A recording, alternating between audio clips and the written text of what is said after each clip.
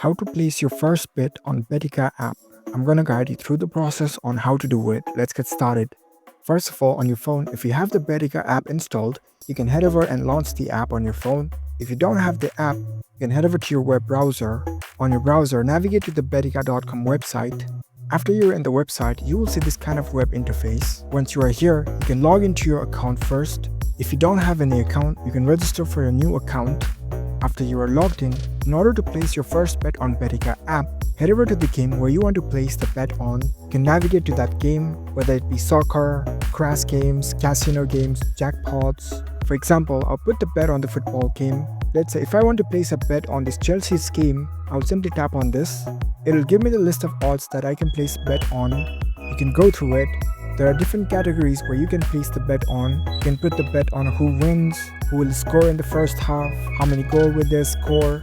So you can go through all these and choose where you want to bet on. You can simply select on the odds that you want to place the bet on.